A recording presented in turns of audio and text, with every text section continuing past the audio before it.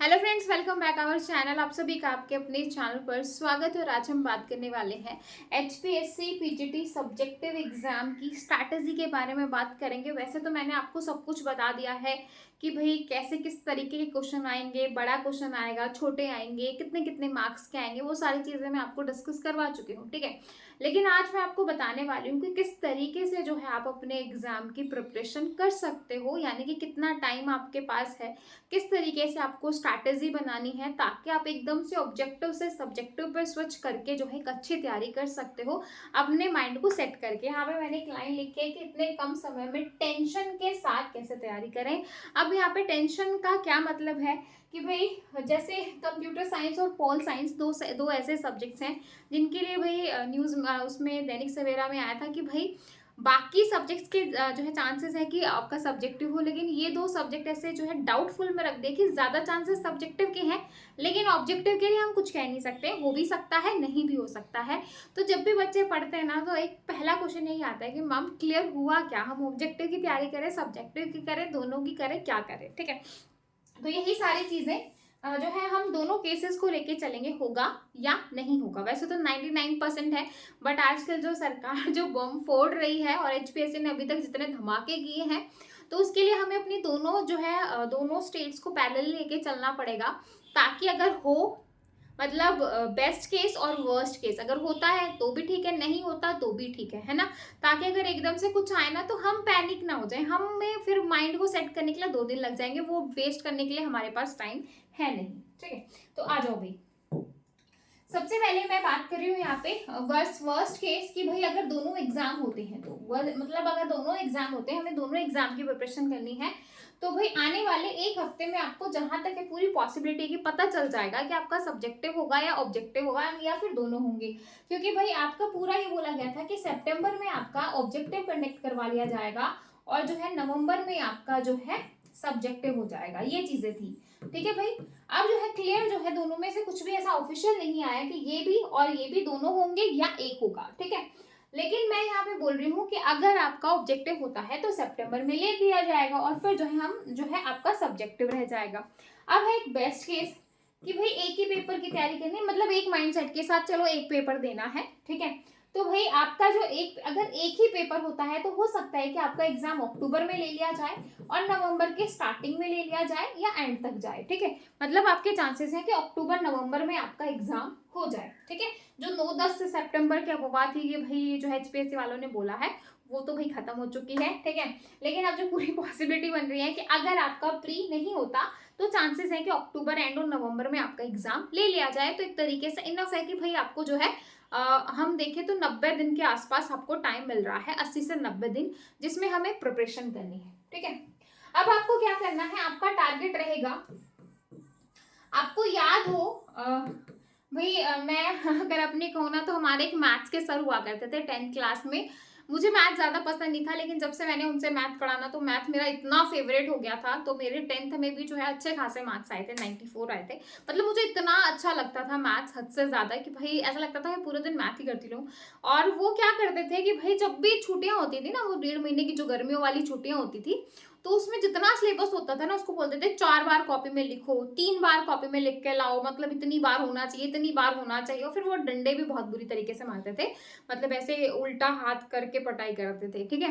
तो भाई आप लोगों के साथ किसके साथ ऐसा हुआ है, किसने जो है उल्टे हाथ पे ऐसे डंडे खा रखे हैं, कमेंट सेक्शन में जरूर बताइएगा, ठीक है। तो भाई अब जो है, अब अगर आप सब्जेक्टिव पे स्विच करो, मतलब ये आपका दिमाग है और आप इसको इस दिमाग से ऑब्जेक्टिव से आना है सब्जेक्टिव के ऊपर, ठीक है। और जिन बच्चों का नेट क्वालिफाई है उनके लिए तो बहुत अच्छा है कि भाई आगे असिस्टेंट प्रोफेसर का एग्जाम भी आपका जो है सब्जेक्टिव में होगा, तो भाई आप एक अच्छी अच्छी चीज है कि आपकी तैयारी हो जाएगी, ठीक है।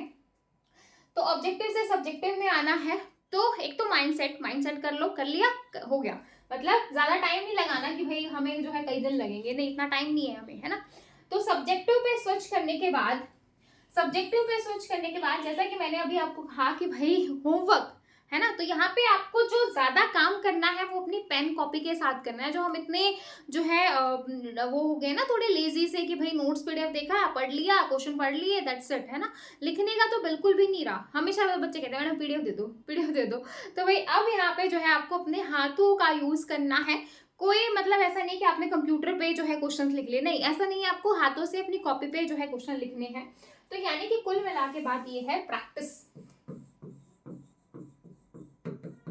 क्योंकि भाई ऐसा नहीं होना चाहिए कि आपको 15 के 15 क्वेश्चन एग्जाम में आते हो और आप बाद में ये बोलो कि भाई पेपर तो पूरा आता था लेकिन अटेम्प्ट नहीं कर पाया, मतलब इतना लिख नहीं पाया, इतने लंबे समय से छूटे हुए।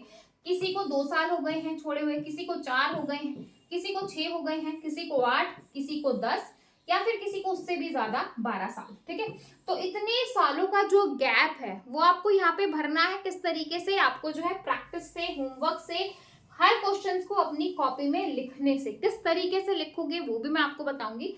ठीक है, तो प्रैक्टिस करनी है, डेली बेसिस पे टारगेट बनाओ, 4 से 5 क्वेश्चन कॉपी में लिखने हैं। और जब आप 4 से 5 क्वेश्चन को कॉपी में लिखोगे, कोशिश करो तो 2 बार लिख लो। ठीक है, और उनको याद कर लो, क्योंकि जो चीजें लिखने से जितनी ज्यादा याद होती हैं उतनी ज्यादा जो है वो आपको सिर्फ पढ़ने से नहीं होंगी। पढ़ लोगे लगेगा आ गया, लेकिन जब लिखोगे तो वो सेंटेंस नहीं बना पाओगे, यानी कि प्रॉपर नहीं लिख पाओगे। तो जो लिखना आएगा वो आपको लिखने से आएगा, ऐसे नहीं आएगा। ठीक है, तो सेकेंड हो गया आपको प्रैक्टिस करनी है। पहला जो है मैंने बताया कि भाई हमें जो है दोनों केसेस लेके चलने हैं। उसके बाद मैंने आपको बताया कि भाई आपको प्रैक्टिस यानी कि अपनी पेन कॉपी, अपना हर एक सब्जेक्ट अपना एक कॉपी में लिखो। रजिस्टर, जैसे ऑपरेटिंग सिस्टम का रजिस्टर बनाया है तो ऑपरेटिंग सिस्टम पूरा रजिस्टर का टारगेट रखना है कि 2 महीने में पूरा भरना है, पूरा भर दूंगा, है ना, भर दूंगी या भर दूंगा जो भी है। ठीक है, तो ये कर लिया, प्रैक्टिस हो गई, स्ट्रैटेजी हो गई। अब हमें सिलेबस को, अब मैं कंप्यूटर साइंस पे आ जाती हूँ। बाकी अगर कोई भी बच्चा किसी अदर सब्जेक्ट का है तो वो भी इसी तरीके से करेगा कि भाई जो उसका सब्जेक्ट है और जिस तरीके से उसको सिलेबस को डिवाइड करना है डिवाइड कर सकता है। मैंने कंप्यूटर साइंस के सिलेबस को 2 पार्ट में डिवाइड किया है। पहला पार्ट है आपका एनसीईआरटी का और सेकेंड पार्ट है आपका कोर पार्ट। ठीक है, पहला पार्ट है एनसीईआरटी यानी कि जो आपकी 11th 12th की एनसीईआरटी जो नया सिलेबस ऐड हुआ था वो वाला, और सेकंड वाला पार्ट है आपका कोर पार्ट जहां से ज्यादा चीजें आती है। मैं क्योंकि कोर पार्ट ज्यादा है तो मैं इसको थोड़ा सा यहाँ से ऊपर से लिख देती हूँ ताकि इसके सारे सब्जेक्ट्स यहाँ पे नीचे आ जाए। ठीक है, अब कमेंट सेक्शन में बताओ भाई कोर वाले पार्ट में कौन कौन से सब्जेक्ट है। तो सबसे पहले operating system, computer network. Computer network में आपका HTML और XML यानी कि वेब वाला पार्ट भी थोड़ा सा आ जाएगा। उसके बाद जो है आपका DBMS और SQL, आपका डिजिटल, और आपका क्या हो जाएगा भाई ऑपरेटिंग सिस्टम डिजिटल हो गया, कंप्यूटर नेटवर्क हो गया, डेटा स्ट्रक्चर और एल्गोरिथम। पाइथन तो आपका वहां पे है। डेटा स्ट्रक्चर और algorithm, TOC, compiler, software engineering. ठीक है, 1 2 3 4 5 6 7 8। ठीक है, तो ये वाला जो पार्ट है ये आपका कोर पार्ट है। कोई सब्जेक्ट रह गया हो तो मुझे कमेंट सेक्शन में बता देना। एनसीईआरटी वाले पार्ट की बात करूं तो इसको भी मैं थोड़ा सा ऊपर से लिख देती हूँ, यहाँ पे एनसीईआरटी लिख देती हूँ। ठीक है, तो एनसीईआरटी में आपको ये बच्चे कहेंगे मैम कंप्यूटर ऑर्गेनाइजेशन और आर्किटेक्चर है। तो कंप्यूटर ऑर्गेनाइजेशन जो आर्किटेक्चर वाला जो आपका यूनिट है उसमें जो आपका पार्ट दे रखा है वो पूरा 12th क्लास के एनसीईआरटी का दे रखा है। उसमें कंप्यूटर ऑर्गेनाइजेशन आर्किटेक्चर वाला ऐसा कुछ भी नहीं, उसमें बेसिक सारी चीजें हैं। तो इसलिए मैंने कंप्यूटर फंडामेंटल को डाला है आपका यहाँ पे, कंप्यूटर फंडामेंटल। ठीक है, कंप्यूटेशनल थिंकिंग एंड प्रोग्रामिंग 1 जिसको आप पाइथन बोलते हो, computational thinking and programming 2, emerging trend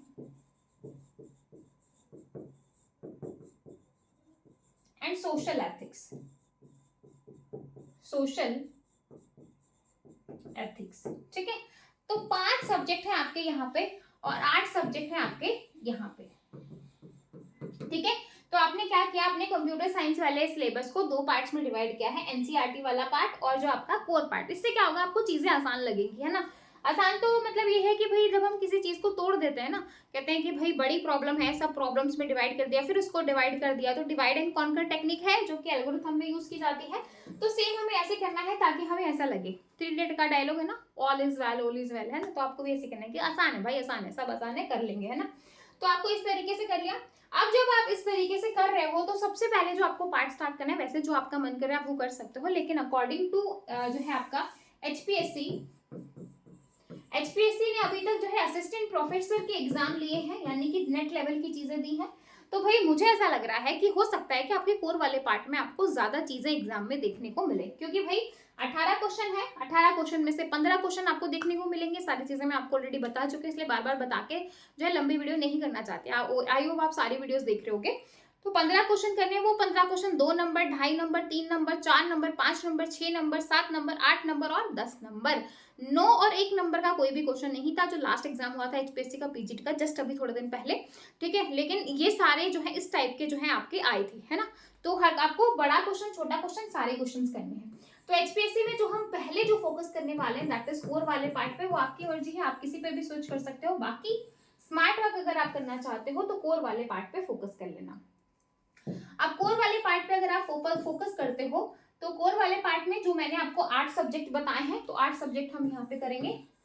और टारगेट करो कि भाई आज से ही पढ़ना शुरू कर दो, और जो है अपना टारगेट अगस्त और सितंबर में लेके चलो, है ना। अगस्त और सितंबर को लेके चलोगे तो आप काफी हद तक चीजों को जो है कर पाओगे।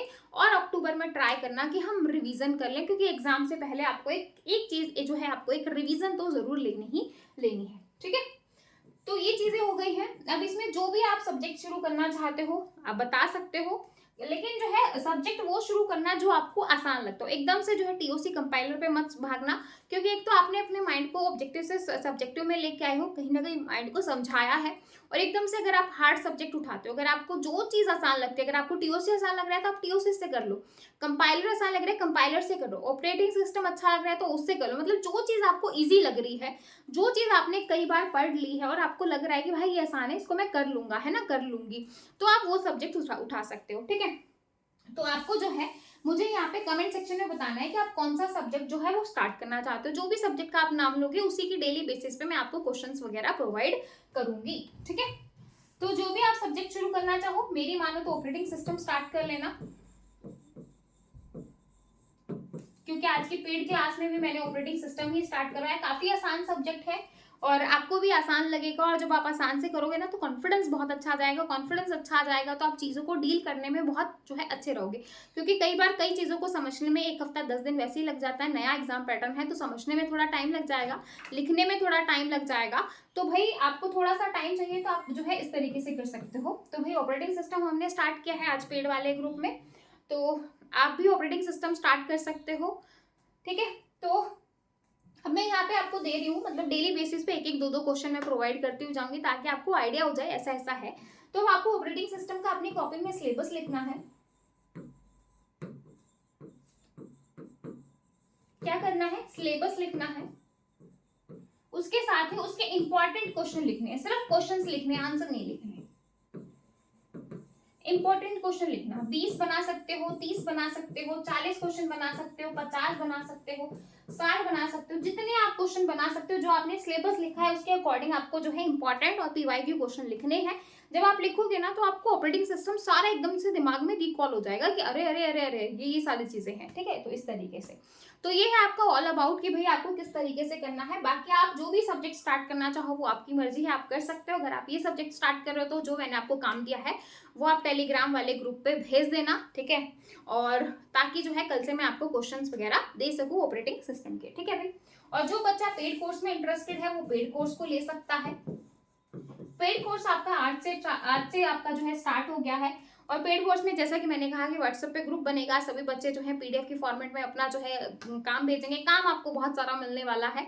अगर आपको है कि भाई मैं अपना काम पूरा कर सकता हूँ डेली बेसिस पे, जो मैं आपको होमवर्क दूँ वो अगर आप पूरा कर सकते हो तो आप जो है कोर्स ज्वाइन करना। लेकिन अगर आपको बाद में आप ये कहो कि नहीं नहीं मैम मुझसे नहीं हो रहा है, तो आपको काम करना पड़ेगा। अगर आपको जुड़ना है तो भाई, क्योंकि हमें सिलेक्शन लेना है तो उसके लिए आपको मेहनत करनी पड़ेगी, ठीक है।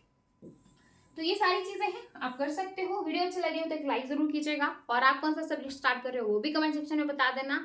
और फिर मिलेंगे नेक्स्ट वीडियो में, तब तक के लिए bye bye, take care, thank you.